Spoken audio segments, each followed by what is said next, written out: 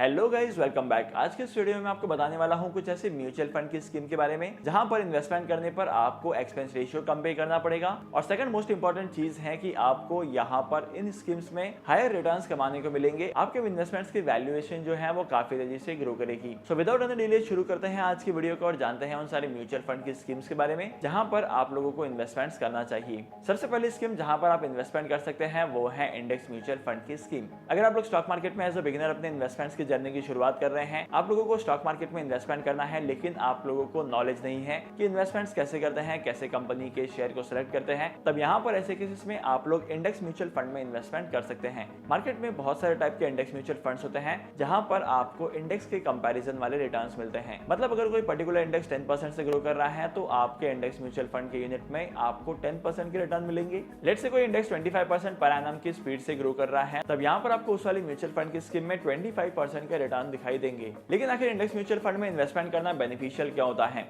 इसके पीछे का सबसे पहला रीजन है एक्सपेंस रेशियो। अगर आप लोग इंडेक्स म्यूचुअल फंड के एक्सपेंस रेशियो को देखेंगे तो इंडेक्स म्यूचुअल फंड का एक्सपेंस रेशियो और यहाँ पर इन्वेस्टमेंट करने पर आपको अट्रैक्टिव रिटर्न्स कमाने को मिलते हैं। और तो और आप लोगों को ज्यादा रिसर्च करने की जरूरत नहीं पड़ती है कि कहां पर इन्वेस्टमेंट करना है, कैसे इन्वेस्टमेंट करना है। बाय डिफॉल्ट अगर आप लोग एसआईपी के थ्रू इन्वेस्टमेंट करते हैं तो यहाँ पर आपको फ्यूचर में 23% के आसपास के रिटर्न भी कमाने को मिलेंगे, लेकिन डिपेंड करता है कि आपने कितने टाइम पीरियड के लिए इन्वेस्टमेंट किया है। सेकंड इंपॉर्टेंट स्कीम जहां पर आप इन्वेस्टमेंट कर सकते हैं वो है स्मॉल कैप म्यूचुअल फंड की।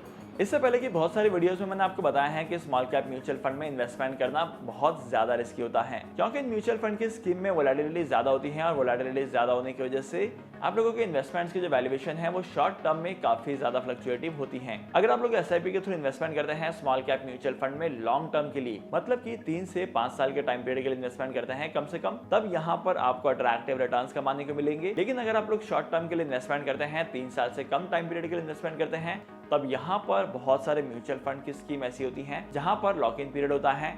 मतलब कि अगर आप लोग अपने म्यूचुअल फंड के यूनिट को 3 साल से पहले विड्रॉ करते हैं, तब यहाँ पर आप लोगों को एडिशनल चार्जेस पे करने पड़ेंगे जिसे एग्जिट लोड कहा जाता है। तो इन्हीं सारे रीजंस की वजह से लोग स्मॉल कैप म्यूचुअल फंड में इन्वेस्टमेंट करना अवॉइड करते हैं। लेकिन अगर आप लोग लॉन्ग टर्म के लिए इन्वेस्टमेंट करते हैं तो स्मॉल कैप म्यूचुअल फंड की इन्वेस्टमेंट्स पर आपको रिटर्न्स अट्रैक्टिव मिलेंगे। इसके बाद तीसरी इन्वेस्टमेंट्स की स्कीम है वो है स्पेसिफिक सेक्टर के म्यूचुअल फंड्स। अगर आप लोग मार्केट में देखेंगे तो मार्केट में अलग अलग तरीके की म्यूचुअल फंड की स्कीम है जहां पर आप लोगों को एडिशनल रिटर्न्स कमाने को मिलते हैं और इन म्यूचुअल फंड की स्कीम में आपको किसी पर्टिकुलर सेक्टर में इन्वेस्टमेंट करने का चांस मिलता है। लेट्स से अगर आप लोगों को आईटी सेक्टर में इन्वेस्टमेंट करना है तो मार्केट में स्पेसिफिकली आईटी सेक्टर के म्यूचुअल फंड्स होते हैं। मार्केट में अगर आप लोगों को एफएमसीजी के सेक्टर में इन्वेस्टमेंट करना है तो एफएमसीजी के सेक्टर को लेकर भी मार्केट में बहुत सारी स्कीम्स दिख जाएगी। अगर आप लोगों को ईवी के सेक्टर में इन्वेस्टमेंट करना है, ऑटोमोबाइल के सेक्टर में इन्वेस्टमेंट करना है, तो आपको इनके भी अलग अलग इंडेक्सेस मिल जाएंगे, इनके भी अलग अलग सेक्टर स्पेसिफिक म्यूचुअल फंड की स्कीम मिल जाएगी जहां पर आप लोग इन्वेस्टमेंट कर सकते हैं। लेकिन जब भी आप सेक्टर स्पेसिफिक म्यूचुअल फंड में इन्वेस्टमेंट करेंगे तो आपको ध्यान रखना है कि ये एक्टिवली मैनेज म्यूचुअल फंड होते हैं।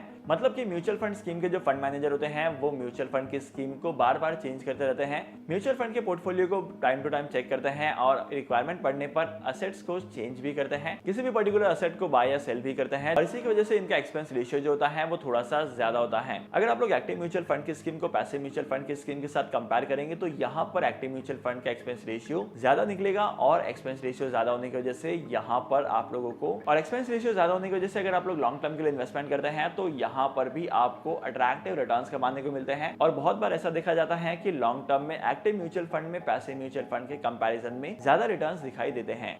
इसके बाद आज के इस वीडियो की last but not the list mutual fund की स्कीम जहां पर आप इन्वेस्टमेंट कर सकते हैं वो है फंड्स ऑफ फंड्स की। फंड्स ऑफ फंड्स की स्कीम में आपको तभी इन्वेस्टमेंट करना है जब आप एडिशनल रिटर्न कमाना चाहते हैं, आपके एक्जिस्टिंग इन्वेस्टमेंट का पोर्टफोलियो है और इसी के साथ साथ आप लोग अपने इन्वेस्टमेंट के पोर्टफोलियो को डाइवर्सिफाई करना चाहते हैं और लॉन्ग टर्म के लिए इन्वेस्टमेंट करना चाहते हैं। क्योंकि अगर आप लोग मार्केट में फंड्स ऑफ फंड्स की म्यूचुअल फंड स्कीम को देखेंगे तो यहाँ पर क्या होता है कि अलग अलग म्यूचुअल फंड की स्कीम्स में इन्वेस्टमेंट किया जाता है। अगर आप लोगों ने किसी एक पर्टिकुलर फंड्स ऑफ फंड्स की स्कीम में इन्वेस्टमेंट किया है तो इसका मतलब यह है कि उस स्कीम में आपको मार्केट की अलग अलग म्यूचुअल फंड की स्कीम के रिटर्न्स कमाने को मिल रहे हैं। अगर आप लोग शॉर्ट टर्म के लिए इन्वेस्टमेंट करते हैं तो ये फंड्स जो हैं वो थोड़े से रिस्की दिखाई देते हैं, लेकिन अगर आप लोग लॉन्ग टर्म के लिए इन्वेस्टमेंट करते हैं तो आपके इन्वेस्टमेंट्स के पोर्टफोलियो का डाइवर्सिफिकेशन भी होता है और साथ ही साथ आपके म्यूचुअल फंड के इन्वेस्टमेंट्स पर आपको अट्रैक्टिव रिटर्न्स भी कमाने को मिलते हैं। अगर आप लोग करंटली मार्केट में देखेंगे तो मार्केट में से बहुत सारे म्यूचुअल फंड की स्कीम है जहां पर आपको फंड्स और फंड की कैटेगरी वाली स्कीम्स मिल जाएगी। तो डेफिनेटली अपने म्यूचुअल फंड के इन्वेस्टमेंट्स के पोर्टफोलियो को डाइवर्सिफाई करने से पहले या म्यूचुअल फंड में इन्वेस्टमेंट करने से पहले आप लोगों को इन सारे ऑप्शंस को चेकआउट करना है। आई होप कि आज की वीडियो का कंटेंट आपको वैल्यूएबल लगा होगा।